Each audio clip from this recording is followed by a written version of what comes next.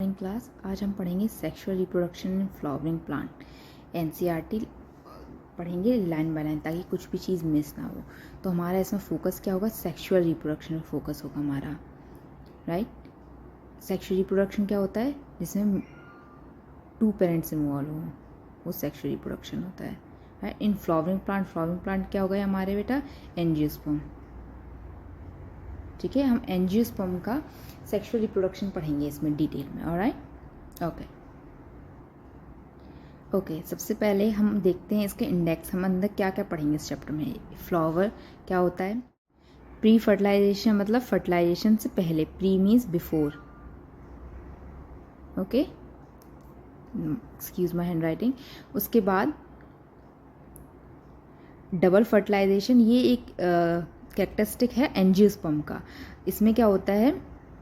Basically 2 बार fertilisation होता है, एक तो मेल और फीमेल गैमेट के बीच में, और एक मेल और पोलर न्यूक्लियाई के बीच में। ये हम डिटेल में बाद में पढ़ेंगे अंदर। फिर है हमारा post fertilization events. Post means after, तो फर्टिलाइजेशन के बाद में कौन से इवेंट होंगे वो पढ़ेंगे। फिर है हमारा एपोमिक्सिस एंड पॉलीएम्ब्रियोनी। एपोमिक्सिस क्या होता है बेटा? एपोमिक्सिस जब सीड फॉर्म होता है विदाउट फर्टिलाइजेशन, उसको एपोमिक्सिस कहते हैं, सीड फॉर्मेशन विदाउट फर्टिलाइजेशन। और पॉलीएम्ब्रियोनी क्या होता है? Polyembryony is more than 1 embryo in a seed. जब किसी सीड में एक से ज़्यादा एम्ब्रियो हो, that is called as poly. Poly means many, so many embryo inside 1 seed, it's called the polyembryony. ये हम डिटेल में पढ़ेंगे इस चैप्टर में, okay. Are we not lucky that plant produce sexually reproducing? It is a rhetorical question. Means a plant vegetatively reproduce कर सकते हैं, but sexual reproduction क्या होता है बेटा? हमारा उसमें diversity ऐड करता है। मीन्स सिंस 2 पेरेंट इन्वॉल्व हैं तो जेनेटिक वेरिएशंस आती हैं, जिससे डाइवर्सिटी आती है, जिससे हमारा क्या है? डिफरेंट एक्स्ट्रा कैरेक्टरिस्टिक्स डेवलप होते हैं सेक्सुअल रिप्रोडक्शन की वजह से। Okay, next, the merits of flower that we enjoy gazing at, the scent and the perfume that we swoon over, the rich color that attract us are all there as an aid to sexual reproduction. Okay, so basically कह रहे हैं कि जो all these things we love about flower, जैसे कि इसका colour हो गया, ब्यूटी हो गया, सेंट हो गया, these are adaptation for reproduction. ये हमारे enjoyment के लिए नहीं है, बल्कि ये हेल्प करते हैं प्लांट को रिप्रोड्यूस कराने में। कैसे? Because the colour scent these attract pollinators like bees and butterfly. इससे क्या होता है? पॉलिनेशन का चांसेस इंक्रीज हो जाते हैं, alright. Okay, next, flower do not exist only for us to be used for our own selfishness. Well, this is a reality check.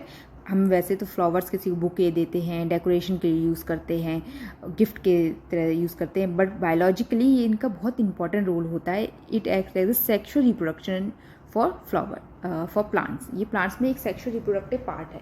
जैसे कि ह्यूमन में रिप्रोडक्टिव पार्ट्स होते हैं, मेल एंड फीमेल में specific reproductive system होते हैं, plant में reproductive system is a flower, वहाँ से वो सेक्सुअली रिप्रोड्यूस करते हैं, alright. Okay, all flowering plant show sexual reproduction, very important line. जो सारे फ्लावरिंग प्लांट, जो सारे एंजियोस्पर्म होते हैं, वो सेक्सुअल रिप्रोडक्शन शो करते हैं। इसका मतलब ये नहीं कि वो वेजिटेटिवली और एसेक्सुअली से रिप्रोड्यूस नहीं करते, बल्कि वो भी यूज़ करते हैं, but sexual reproduction her angiosperm में होता है, alright. Next, a look at the diversity of structure of inflorescence, flower and floral pattern shows an amazing range of adaptation to ensure formation of end product of sexual reproduction, fruit and seed. So basically पहले तो inflorescence क्या होता है? ये arrangement of flower है plant पे flower कैसे arrange होते हैं उसको कहते हैं इन्फ्लोरेसेंस, ओके। और फ्लोरल पार्ट्स कौन कौन से हो गए हमारे? सेपल्स हो गए, पेटल्स हो गए, स्टेमन एंड कार्पल्स हो गए। All the structure show diversity. Her plant में डिफरेंट टाइप के फ्लोरल अरेंजमेंट पाए जाते हैं, डिफरेंट इन्फ्लोरेसेंस पाए जाता है। ये डाइवर्सिटी और एडेप्टेशन शो करता है। वो क्या हेल्प करता है? Help make fruit and seeds, जो कि बाय रिजल्ट है हमारे सेक्सुअल रिप्रोडक्शन के। एंड में फ्रूट एंड सीड बनता है after sexual reproduction, right. Okay, let us in this chapter let us understand the morphology, structure and the processes of sexual reproduction. Morphology हमारा form हो गया, structure हमारी anatomy हो गई, प्रोसेस कौन सी है? जैसे पॉलिनेशन हो गया, फर्टिलाइजेशन हो गया, सीड फॉर्मेशन हो गया, ये सारी प्रोसेस हैं जो एंजियोस्पर्म में होती हैं, वो हम इस चैप्टर में पढ़ेंगे डिटेल में. Okay, flower are fascinating organ of angiosperm. Human being have had intimate relationship with flowers since immemorial. Immemorial means बहुत ancient टाइम से, हमें एग्जैक्ट डेट नहीं मालूम इसलिए हम इमोरियल वर्ड यूज़ कर देते हैं. बहुत एंशियंट टाइम से फ्लावर का हमारा ह्यूमन से रिलेशन रहा है. Flower object of aesthetic, ornamental, सजावट के लिए, सोशल, आप आपस में हम रिलेशन के लिए भी यूज़ करते हैं, रिलीजियस उसमें डिवोशन टाइम में यूज़ होते हैं, culture values. They have always been used symbol for conveying important human feeling such as love, affection, happiness, grief, mourning. Valentine day पे भी आप फ्लावर्स देते हैं. अब वेस्टर्न कंट्रीज़ में क्या है, जब मॉर्निंग मतलब जो किसी की डेथ हो जाती है तो हम उनको फ्लावर रेथ टाइप की सर्कुलर जैसा आपने देखा होगा, कभी क्रिसमस पे भी वो लोग यूज़ करते हैं. वो उसमें बहुत सारी पियोनीज लगी रहती हैं. Peonies is a type of angiosperm. ठीक है, एक फ्लावर का टाइप है पियोनीज. वो ऐसे फ्लावर रीथ्स देते हैं, फ्लावर रीथ्स कहते हैं इनको. कभी कभी आपने देखा हो क्रिसमस के उसमें डोर पे भी वो लगाते हैं. तो मॉर्निंग टाइम पीरियड में भी दिया जाता है. हमारे में भी जो श्राद्ध वगैरह होता है उसमें भी मैरीगोल्ड का यूज़ किया जाता है, गेंदे का फूल का. ठीक है, तो फ्लावर हमेशा से ही यूज़ हुए आए हैं डिफरेंट ह्यूमन इमोशंस को कन्वे करने के लिए. Okay, list at least 5 flower of ornamental value that are commonly cultivated at next में पढ़ेंगे. तो बेसिकली ये ऑर्नामेंटल वैल्यू वाले जो फ्लावर्स हैं उनका लिस्ट मांग रहे हैं आपसे. ये तो आप खुद एक्टिविटी करनी है. ऑर्नामेंटल कौन सी हो गई, जो गार्डन प्लांट, गार्डन या बुके वगैरह में यूज़ करते हैं सजावट के लिए, वो ऑर्नामेंटल हो गया. जैसे कि एग्जांपल दे सकते हैं, रोज़ हो गए. ठीक है, मैरीगोल्ड हो गया जो गेंदा है, हेबिस्कस हो गया, पिट्यूनिया हो गया. ऐसे हम काफ़ी एग्जांपल यूज़ कर सकते हैं. अब जैसे कि अगर क्वेश्चन आए कि इसकी जगह ऑर्नामेंटल वैल्यू की जगह अगर हम पूछते हैं कि रिलीजियस वैल्यूज़ में, रिलीजन में कौन कौन से यूज़ होते हैं, तो बेसिकली हम रख सकते हैं गेंदे का फूल, मैरीगोल्ड लिख सकते हैं. और क्या यूज़ होता है हमारे हिंदू रिलीजियस में बेटा, लोटस, कमल का फूल का बहुत यूज़ होता है. ठीक है, रोजेस भी यूज़ होते हैं. तो ये सब भी लिस्ट, कोई भी आया ऑर्नामेंटल वैल्यू या एस्थेटिक वैल्यू पूछ दे या कल्चर वैल्यू पूछ दे तो आप उनको एक लिस्ट में कोई भी आपको जो याद आए वो बता सकते हैं आप. Alright, okay. तो मैंने यहाँ पे जो कुछ इंपॉर्टेंट पॉइंट्स हैं इसमें से वो यहाँ मेंशन किए हैं. जैसे ओके, अब हम ये डायग्राम जानेंगे इसमें क्या क्या है. ये लेबल डायग्राम दिया है आपका, इंटरनल स्ट्रक्चर फ्लावर का शो कर रहा है. ओके, तो बेसिकली स्टार्ट कहाँ से होता है, यहाँ आपका जो बेटा दिख रहा है आपको, यहाँ पे पाया जाता है पेडिसिल. ये स्टॉक होती है, सॉरी हाँ, ये पेडिसिल जो कि स्टॉक होती है. ओके, मैंने लिख दिया अच्छे से. ये पेडिसिल स्टॉक है, इसके ऊपर क्या पाया जाता है, एक बेस पाया जाता है, इसको कहते हैं थैलेमस. इसके ऊपर सारे हमारे रिप्रोडक्टिव और नॉन रिप्रोडक्टिव पार्ट अटैच रहते हैं फ्लावर के. ओके, तो पहला क्या है इसमें, सेपल. सेपल क्या है बेटा, सेपल को कहते हैं हम कैलेक्स. ये बेसिकली वो पार्ट होता है प्लांट का जो कि जब फ्लावर हमारा बर्ड फॉर्म में होता है तब उसको ये प्रोटेक्ट करके रखता है. Alright, sepal leaf like structure है, they protect the bird when it's open, before it's open. Okay, उसके बाद है हमारा पेटल्स. ये हमारे हो गए पेटल्स. राइट, ये पेटल्स का दूसरा नाम क्या है, Corolla. So basically colourful part होते हैं प्लांट को. ये क्या करते हैं, ये अट्रैक्शन का काम करते हैं. किसको अट्रैक्ट करते हैं, पॉलिनेटर्स को. Okay, P for petal, P for protect pollinator, ऐसे आप याद रख सकते हैं. नेक्स्ट है हमारा रिप्रोडक्टिव पार्ट हो गया हमारा एंड्रोशियम एंड गाइनोशियम. तो filament and anther, second. Okay, so anther और फिलामेंट हमारा मिलकर बनाता है स्टेमन. ऑलराइट, स्टेमन बनाता है एंथर फिलामेंट. और स्टिग्मा, स्टाइल एंड ओवरी हमारा मिलके बनाता है बेटा, क्या बनाता है, स्टिग्मा, स्टाइल एंड ओवरी मिलके बनाते हैं पिस्टल या कार्पल. स्टिग्मा वो पार्ट होता है जिसपे हमारा पोलन ग्रेन हमारा लैंड करता है. ओके, स्टाइल हमारा ट्यूब लाइक स्ट्रक्चर है जो कि कनेक्ट करता है स्टिग्मा को ओवरी से. ऑलराइट, और ये एक प्लांट पे मल्टीपल पिस्टल और कार्पल्स हो सकते हैं. सारे पिस्टल कार्पल को मिला के कहते हैं हम गाइनोशियम. ऑलराइट, तो ये है मेल रिप्रोडक्टिव पार्ट हो गया androecium and female reproductive part हो गया गाइनोशियम. ओके, तो मैंने यहाँ पे समरी दी है पार्ट्स ऑफ फ्लावर की. जैसे स्टिग्मा, स्टाइल, ओवरी ये फीमेल ऑर्गन बनाते हैं. गाइनोशियम फीमेल ऑर्गन कौन सा हो गया, ovary is a female organ. इसमें एंथर क्या है, anther is a male organ. ये हमारा क्या एंड्रोशियम बनाता है. और पेटल्स एंड सेपल्स पाए जाते हैं, ये अट्रैक्शन के लिए, sepal for protection. Find out of 5 more flowers that are used in social and cultural celebration in your family. Have you heard about horticulture? What does it refer to? Horticulture क्या होता है बेटा? Horticulture is basically this branch of horticulture है जो कि cultivation of flower और जो ornamental plants है उसकी कल्टीवेशन से रिलेटेड है. To a biologist flower are morphological embryological marvel and the site of sexual reproduction. Right, in earlier chapter we have read the various part of the flower. हमने मतलब earlier chapter कर लो या फिर 11th class में हमने पढ़ा था various part of the flower. तो आपको कोई क्रम में बता दूँ. Can you name the two part flower in which can you name two parts in a flower in which the two most important unit sexual reproduction develop? वही बताती हूँ कौन कौन से हैं वो. बेसिकली फ्लावर में 4 पार्ट्स पाए जाते हैं. एक है हमारा सेपल्स जो कि हो गया कैलेक्स, दूसरा है हमारा पेटल्स जो कि है corolla, and then androecium, alright, stamen and gynoecium that is pistil. तो जो कोरोला कैलेक्स है वो असेंशियल नहीं है. असेंशियल इन द सेंस वो रिप्रोडक्शन के लिए असेंशियल नहीं है, वो डायरेक्टली हेल्प नहीं करते हैं रिप्रोडक्शन. ये एसेसरी रोल्स कहते हैं इनको, ये स्टेराइल होते हैं. एंड गाइनोशियम एंड्रोशियम हमारा इंपॉर्टेंट क्योंकि गाइनोशियम मेल ऑर्गन बनाता है, गाइनोशियम फीमेल ऑर्गन बनाती है, फीमेल ऑर्गन बनाता है, और एंड्रोशियम मेल ऑर्गन बनाता है. फीमेल ऑर्गन क्या हो गया बेटा हमारा ओवरी, एंड मेल ऑर्गन क्या हो गया हमारा एंथर. ऑलराइट, ये असेंशियल है, डायरेक्टली इन्वॉल्व होते हैं रिप्रोडक्शन में. तो बेसिकली आपको क्वेश्चन क्या पूछा था यहाँ, आपको पूछा गया can you name the 2 parts in a flower in which the 2 most important unit sexual reproduction develop. 2 part कौन कौन सी हो गई बेटा? 2 पार्ट हमारी हो गई स्टेमेन, ऑलराइट, एक स्टेमेन हो गया, दूसरा हो गया कार्पल. तो स्टेमेन में क्वेश्चन पूछे गए डेवलप क्या होता है, तो डेवलप क्या होता है? तो स्टेमेन में डेवलप होते हैं हमारे पोलन ग्रेन.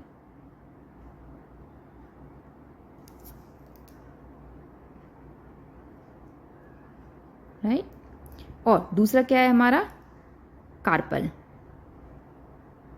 कार्पल में डेवलप होता है हमारा egg cell. Okay, next page पे जाते हैं. Pre fertilization event. फर्टिलाइजेशन क्या होता है बेटा? मेल और फीमेल गैमेट का फ्यूजन. उससे पहले, प्री मीन्स बिफोर, मैंने बताया अभी आपको. प्री फर्टिलाइजेशन जो इवेंट्स हैं वो जानेंगे. Much before the actual flower is seen on a plant the decision the plant is going to flower has already taken. This is deep. Even before you see a bud the plant has already decided to make flower. Okay, decision is physiological, मतलब उसका hormone और environmental queues की वजह से ये decision लिया जाता है. मतलब इन्वायरमेंटल क्यूज़ कैसे होगी, लाइट या टेम्परेचर, फोटो पीरियडिज्म वगैरह. अगर आपको इसमें दिया है तो बाद में बताऊंगी लेटर फोटो पीरियडिज्म क्या होता है. Right, several hormone and structure change are initiated which lead to differentiation and further development of floral primordium. तो हार्मोनल चेंज कैसे हो गए? जैसे हार्मोन्स कौन कौन से हो गए? प्लांट हार्मोन जैसे ऑक्सिन हो गया, गिब्रेल हो गया, वो एक्टिवेट करते हैं जीन्स को. फ्लोरा प्राइमोडियम क्या है? यंग स्ट्रक्चर है जिसपे क्या होता है फ्लावर डेवलप करता है. डिफ्रेंशिएटेड मतलब क्या होता है? डिफ्रेंशिएशन वर्ड आपको आए. डिफ्रेंशिएशन मतलब होता है gain of function. Gain, I am so sorry. Okay, तो डिफ्रेंशिएशन क्या होता है? Gain of function. Gain of function. जब प्लांट फ्लावर का different part different function gain कर लेता है, जैसे कि सेपल को पता है क्या करना है, पेटल को पता है क्या करना है, एंड्रोशियम गाइनोशियम को पता है क्या करना है, तो उसको डिफरेंशिएशन कहते हैं. Alright, okay. तो जैसे कि आप सनफ्लावर देख रहे हैं, तो एक ही सनफ्लावर में केवल एक फ्लावर नहीं होते. सनफ्लावर में मल्टीपल स्मॉल फ्लावर अरेंज रहते हैं. जैसे देख रहे हैं ये एक सनफ्लावर को हमने काटा है ट्रांसवर्स सेक्शन में, तो इसमें मल्टीपल हमें क्या मिल रहे हैं बेटा? फ्लावर्स मिल रहे हैं, अटैच हो रहे हैं. तो बेसिकली हमारा फ्लावर बनने से पहले इन्फ्लोरेसेंस बनता है.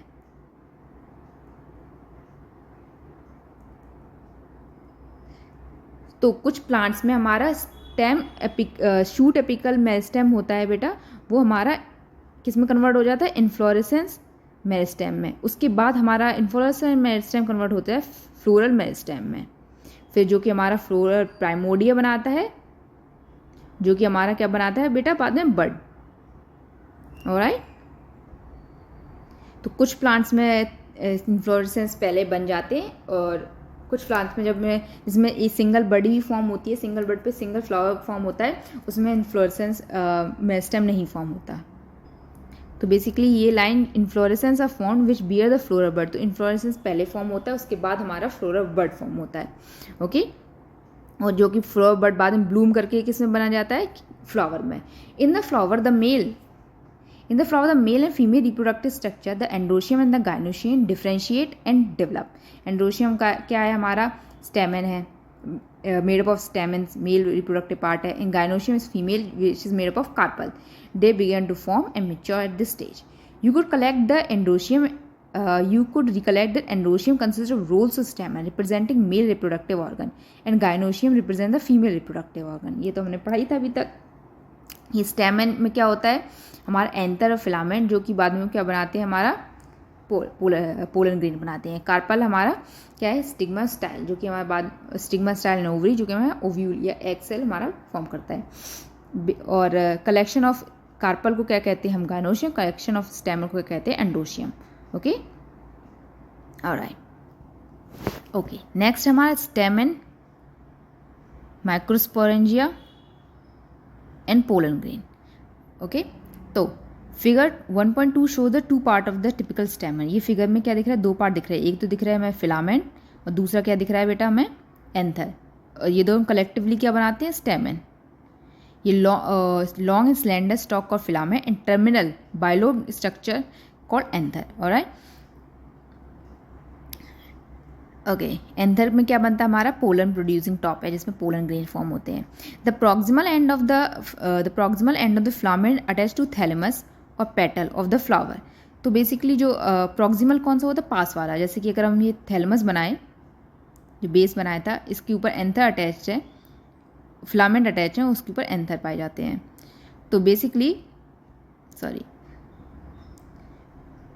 बेसिकली ये प्रॉक्सिमल मतलब होता है पास वाला और डिस्टल उसके दूर वाला। तो जो प्रॉक्सिमल साइड होता है हमारा, सो बेसिकली जो हमारा ये इसका फिलामेंट का जो एंड पार्ट है, जो प्रॉक्सिमल पार्ट है, वो या तो थैलेमस पे अटैच रहेगा या फिर हमारा वो पेटल से भी अटैच रहेगा, okay. Now let me zoom in okay. The number and length of stamen are variable in different species. हर स्पीसीज में डिफरेंट नंबर ऑफ स्टेमन आपको मिल सकते हैं। जैसे कि पीज में आई थिंक 10 होते हैं, ठीक है। तो आप खुद काउंट कीजिए किसमें कितने होते हैं। And arrange them on slide, you would be able to appreciate large variation size in the nature. ये आपका एक्टिविटी आपको करनी है खुद। Careful observation each stamen under dissecting microscope and make neat diagram would illustrate the range in shape and attachment of anther in different flower.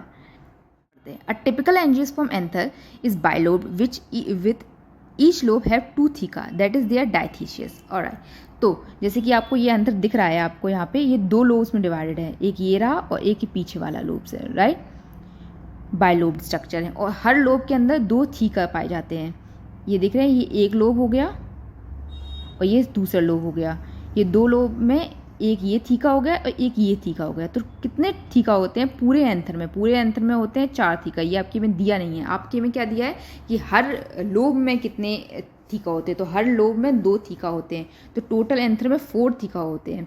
लेकिन आपके में NCERT ने टेट्रा थीसिस की जगह आपको डायथीसिस वर्ड यूज़ किया है।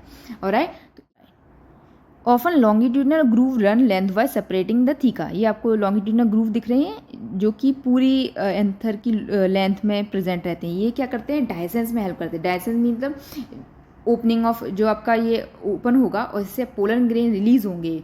Bursting out of pollen grain from pollen sac is called as dehiscence. और ये डायसेंस में हेल्पफुल रहते हैं। और ये अलॉन्ग द एंथर मतलब ऊपर से नीचे, अगर ये देखिए मैंने डायग्राम बनाया है, ये ऊपर से नीचे पूरे में पाए जाएंगे। Okay, let us understand the various type of tissue and their organization in the transverse section of an anther. अब हम ट्रांसवर्स सेक्शन पढ़ेंगे, मतलब हमने एंथर को यहाँ से ऐसे कट कर दिया है। ओके, तो जब हम एंथर को ऐसे ट्रांसवर्सली कट करेंगे तो हमें ये ऐसे ऊपर से स्ट्रक्चर देखने को मिलेगा। तो बेसिकली ये इसमें हमें 4 कॉर्नर्स मिलेंगे। जैसे कि इसमें ये पढ़ के बताती हूँ। The bilobe nature of the anther is very distinct transverse section of anther. Anther is 4 sided.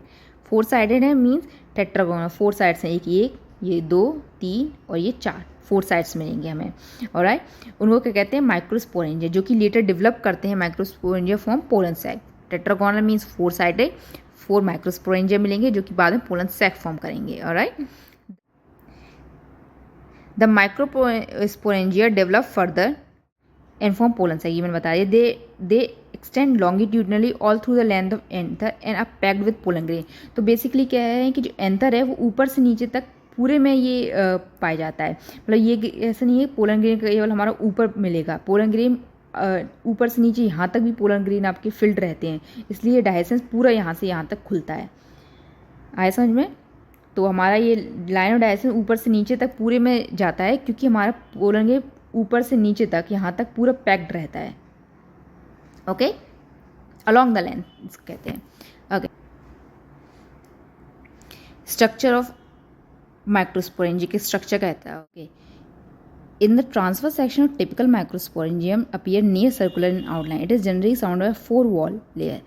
पहली एपिडर्मस आउटर है, फिर एंडोथीशियम है, फिर मिडल लेयर है एंड फिर टेपिटम। जैसे कि अगर हम एक माइक्रोस्पोरेंजियम को बनाएंगे तो आउटर लेयर हो गई एपिडर्मिस, फिर उसके बाद इनर है हमारी एंडोथीशियम, फिर उसके बाद मिडल लेयर है। मल्टीपल 2 to 3 मिडल लेयर पाई जाती हैं, बाकी एपिडर्मिस और एंडोडर्मिस सिंगल पाई जाती है। मिडल लेयर हमारी 2 to 3 पाई जाती हैं। ऑलराइट, फिर सबसे इनर वाली होगी टेपिटम, ये हमारा न्यूट्रिशन प्रोवाइड करता है। ओके, ये केवल एक की बात की है मैंने, ऐसा और पाई जाती हैं 4 बार। ऐसे माइक्रो स्पोरेंजिया है तो 4 पाई जाएंगी हर जगह। Alright, okay, the outer 3 layer perform the function of let me raise that. Okay, the outer 3 layers perform the function of protection and help dehiscence of anther to release the pollen. Okay, जो outer layer का जो हमारा है, जो epidermis है, endothecium है और 2-3 layer middle layer है, वो उनका फंक्शन क्या होता है? प्रोटेक्शन के लिए और डायसेंस में हेल्प करते हैं, मतलब पोलन रिलीज में। और बाकी जो टेपिटम है हमारा, इनमोस्ट वॉल लेयर जो हमारी टेपिटम है, it nourishes in developing pollen grain. जो पोलन ग्रेन डेवलप कर रहे हैं उनको नरिशमेंट प्रोवाइड करता है पोलन। तो tapetum is a food source for developing pollen. It has dense cytoplasm, sometime multi nucleated भी होता है ये।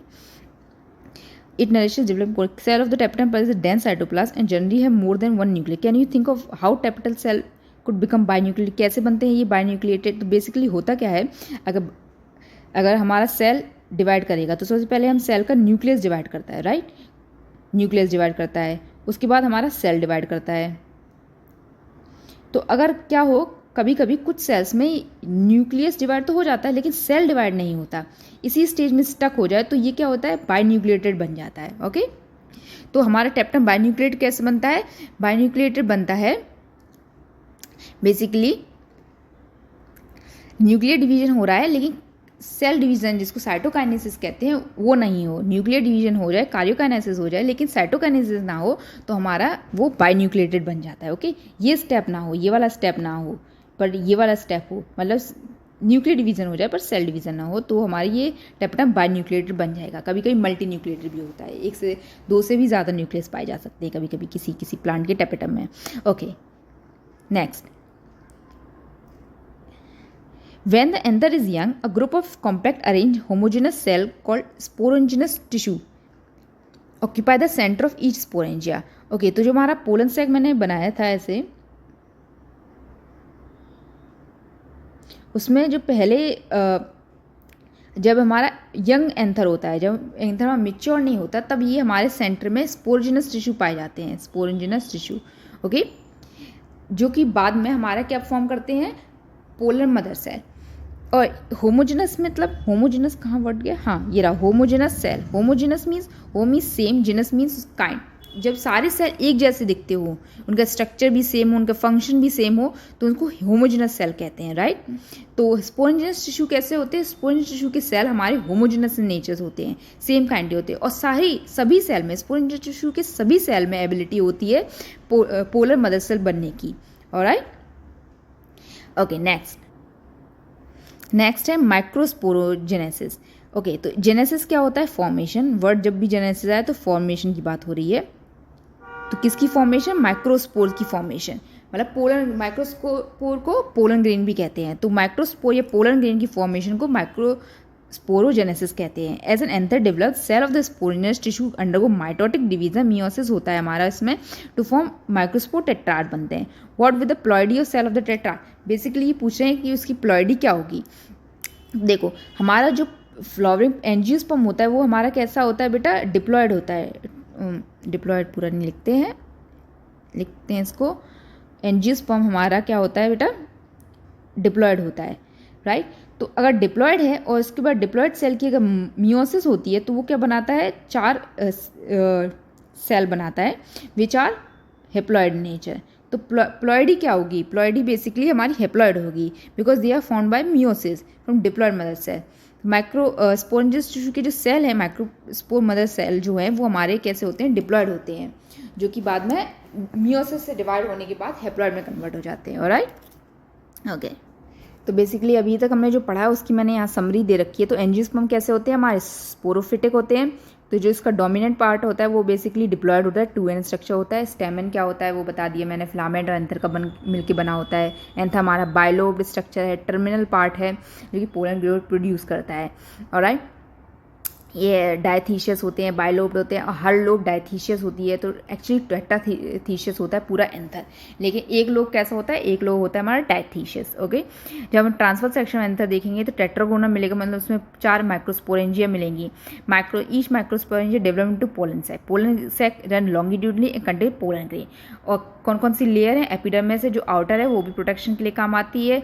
सेकेंड है हमारी, 2 बार इसमें लिख दिया, ये नहीं है, ये चीज़ें नहीं देखना आपको, एक ही है।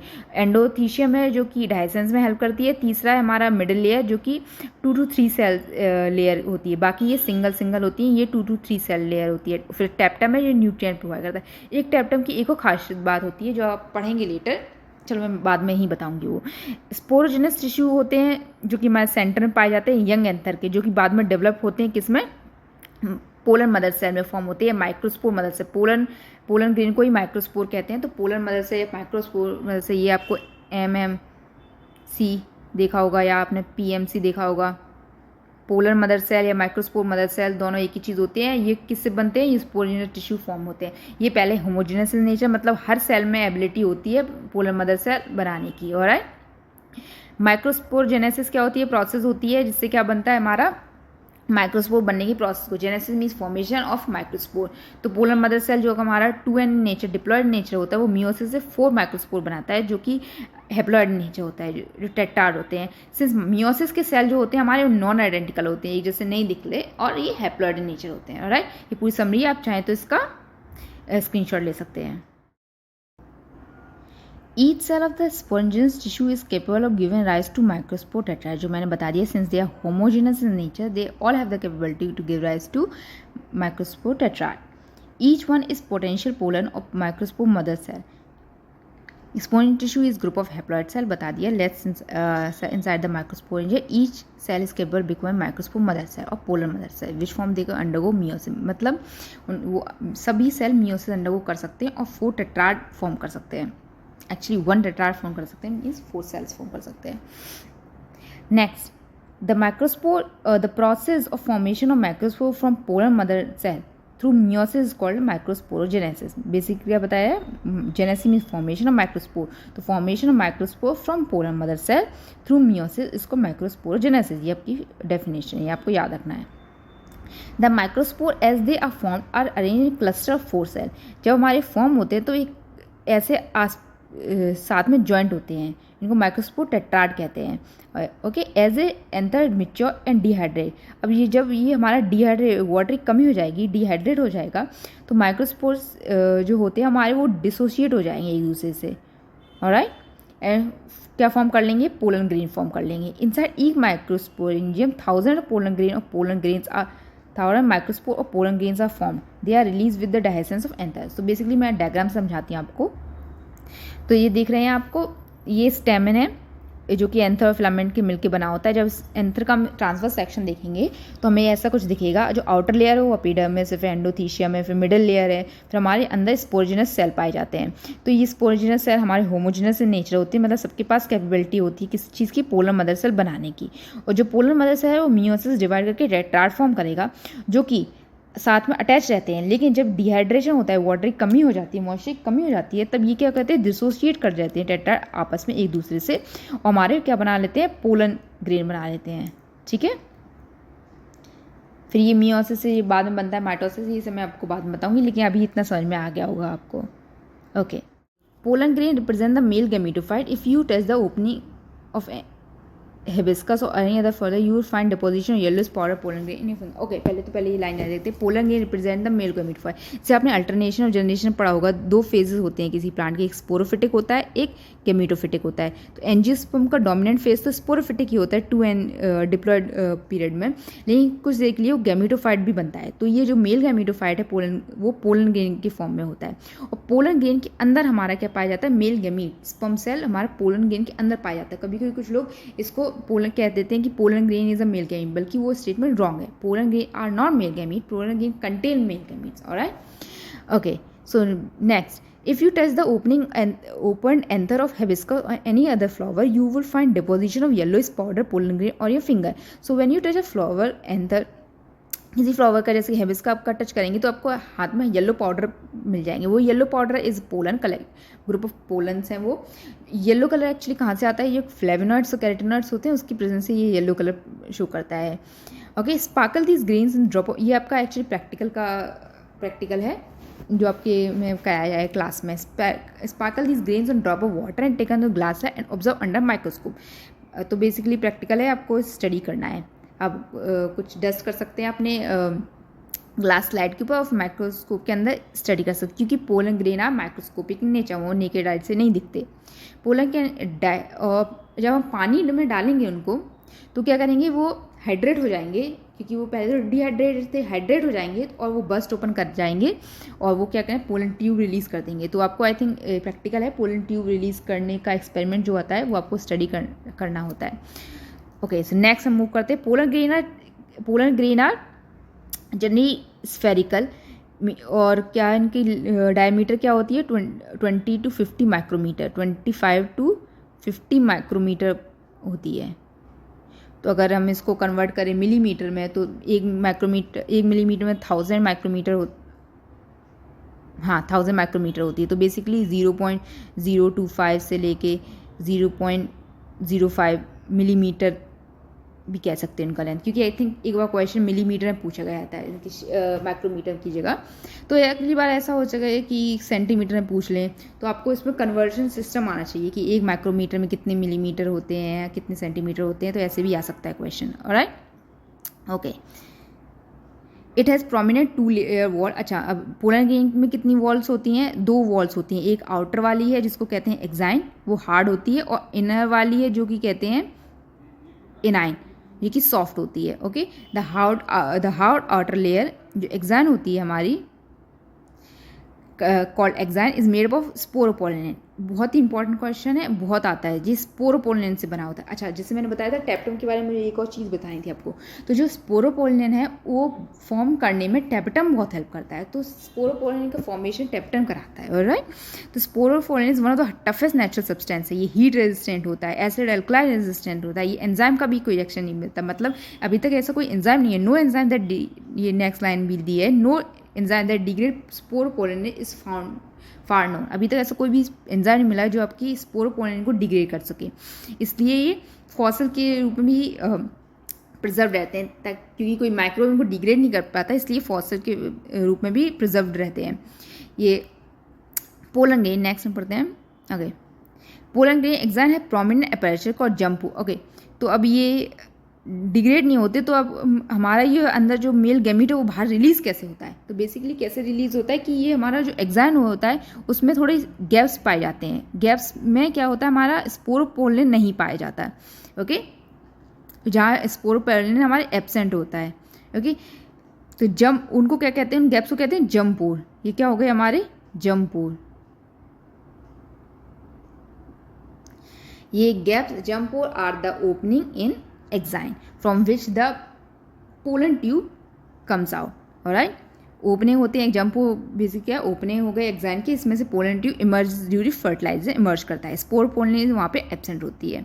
Okay, pollen grain are well preserved as fossil because of the presence of sporopollenin. Pollen grain are well preserved as a phosphate because of the presence of sporopollenin, जैसे कि मैंने बताया क्योंकि उनको कोई डिग्रेड करने वाला ऐसा एंजाइम नहीं मिला है तो वो प्रिजर्व्ड रहते हैं in form of fossil. Okay okay next क्या है, the inner wall of the pollen grain is called इनाइन. जो हमारी इनर वॉल होती है उसको इंटाइन कहते हैं, इंटाइन कहते हैं. ये सॉफ्ट होती है और ये किसकी बनी होती है बेटा, ये सेल्यूलोज और पैक्टिन की बनी होती है. ठीक है, और यही फॉर्म हमारा करता है पोलन ट्यूब, जो कि हमारा जो पोलन ट्यूब ऐसे निकलेगा वो किसका बना होता है, ये पोलन ट्यूब हमारा कुछ नहीं इंटाइन का स्ट्रक्चर है. इंटाइन ही बाद में पोलन ट्यूब फॉर्म कर लेती है. Okay, form the pollen tube after germination. The cytoplasm of pollen grain is surrounded by plasma membrane. Since ये सेल है, ये हमारा ये भी सेल है, तो सेल है living cell, pollen grain is a living cell, तो उसमें भी साइटोप्लाज्म होगा, उसमें प्लाज्मा मेम्ब्रेन होगा, उसमें भी ऑर्गेनेल्स पाए जाएंगे. ठीक है, next when the pollen grain is mature. जब हमारा पोलन ग्रेन मैच्योर होता है, when the pollen grain is mature it contain those 2 cells. कौन कौन से हैं, वेजिटेटिव एंड जनरेटिव. तो जब हमारा पोलन ग्रेन मैच्योर हो जाता है तो उसमें 2 सेल फॉर्म होते हैं, 2 सेल स्टेज कहते हैं. ये MCQ में बहुत पूछा जाता है. एक बड़ा हो गया, ये डायग्राम में देखिए पूरे 2 सेल पाए जाते हैं, एक वेजिटेटिव सेल होता है, एक जनरेटिव सेल होता है. ओके, वेजिटेटिव सेल हमारा बिग होता है और न्यूट्रिएंट रिच होता है, ये न्यूट्रिएंट रिच, और जो जनरेटिव सेल वो स्मॉलर होता है, वो गिव राइज क्या करता है, मेल गैमीट. जो हमारा मेल गैमीट स्पर्म सेल्स हैं वो जनरेटिव सेल फॉर्म करता है. Vegetative cell is bigger, has abundant food reserve and larger irregular shape nucleus. और इसका न्यूक्लियस कैसा होता है, इरेगुलर शेप होता है, आपको दिख रहा होगा.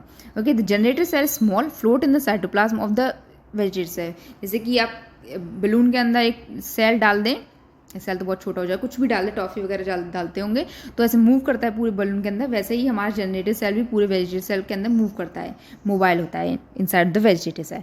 It is spindle shape with dense are. Spindle shape क्या होता है, अगर स्पिंडल शेप को याद हो, ऐसा शेप दिखता है जो कि एंड में टेपर्ड होता है और सेंटर में थिक होता है. इस शेप को क्या कहते हैं, स्पिंडल शेप. ठीक है, तो जनरेटर से हमारा एक्टिव होता है जो कि 2 मेल गैमीट फॉर्म करता है, और इसका शेप कैसा होता है, stem spindle. Alright, in over 60% of angiosperm pollen grain are share at 2 cell stage. जो कि हमारा मोस्ट द एंजियोस्पर्म होता है उसमें 2 सेल स्टेज, इसी स्टेज पे हमारा पोलन ग्रेन क्या कर दिया जाता है, शेड कर दिया जाता है, रिलीज कर दिया जाता है. मतलब कि अभी हमारा मेल गैमीट्स फॉर्म नहीं हुए, अभी हमारा जनरेटिव सेल ही प्रेजेंट है, जनरेटिव सेल ही प्रेजेंट है और वो अभी मेल गैमीट नहीं बनाया, उसी दौरान हमारा रिलीज कर दिया था पूरा. बाकी जो डिवाइडिंग रिमेनिंग स्पीसीज होती है उसमें जनरेटिव स्टेम माइटोटिकली डिवाइड कर जाता है, किसमें, 2 मेल गैमीट में, और 3 सेल स्टेज बना लेता है. जैसे कि मैं एक डायग्राम में दिखाऊं तो बेसिकली वेजिटेटिव सेल हो गया हमारा, और जनरेटिव सेल ने हमारा 2 वो बना लिए हैं, मेल गैमीट्स बना लिए हैं. तो टोटल कितने सेल हो गए, 1 वेजिटेटिव सेल, 2 मेल गैमीट, तो बेसिकली 3 सेल स्टेज हो गया. तो कुछ प्लांट्स में 3 सेल स्टेज में रिलीज होता है पोलन ग्रेन, जैसे कि कुछ ग्रासेस हो गई हमारी, उसमें 3 सेल स्टेज में रिलीज होता है. Okay, 1 vegetative cell, 2 sperm cell. Last paragraph. Pollen grain are of many species cause several allergies and bronchial infection in some people. Basically जो हमारी पोलन ग्रेन है वो क्या, एक कॉमन एलर्जन है जो कि क्या कहते हैं, अस्थमा वगैरह, ब्रोंकाइटिस या हे फीवर वगैरह इसी के कारण होती है पोलन ग्रेन की वजह से. जो पार्थियन गाजर ग्रास है ये एक्चुअली इन्वेजिव वीड है जो हमारी आई थी, बाहर से ही आई थी, और जो हमारी क्रॉप भी डिस्ट्रॉय करती है. ये रेस्पिरेटरी प्रॉब्लम कॉज करती है इंडिया में मल्टीपल. तो मैंने ये आपका समराइज़ कर दिया है कि एग्जाम किसका बना होता है, हमारा स्पोरोपोलिन का. राइट, ये हार्ड होती है, प्रोटेक्टिव होती है, फॉसिल रेजिस्टेंट होती है. इंटाइन हमारा सेलुलोज पैक्टिन का बनाया है जो कि हमारा पोलन ट्यूब फॉर्म करता है. जम्पोर हमारे पोर्स हैं एग्जाइन में जहाँ से हमारा क्या पोलन ट्यूब एग्जिट करता है. ठीक है, वहाँ कोई स्पोरोपोलिन प्रेजेंट नहीं होता. वेजिटेटिव सेल हो गया, ये लार्ज हो गया, फूड रिच हो गया, ये पोलन ट्यूब को सपोर्ट करता है. जनरेटिव सेल है, स्मॉल हो गया, ये 2 मेल गैमीट फॉर्म करता है. ठीक है, स्पर्म सेल है, ये जनरेटिव सेल फॉर्म करता है. फिर उसके बाद प्लाज्मा मेम्ब्रेन है जो हमारा cell, of course plasma membrane cytoplasm surround करके रहते हैं. और जो हमारा पोलन ग्रेन है वो मोस्टली 2 सेल स्टेज पे शेड हो जाता है, लेकिन कुछ कुछ में 3 सेल स्टेज पे भी शेड होता है. 3 सेल स्टेज कैसे बनता है, जो जनरेटिव सेल वो हमारा जब 2 मेल गैमीट फॉर्म कर लेता है तो वो वेजिटेटिव सेल और 2 मेल गैमीट फॉर्म करके 3 सेल स्टेज बन जाता है. ठीक है, ओके, आप इसका स्क्रीनशॉट ले सकते हैं.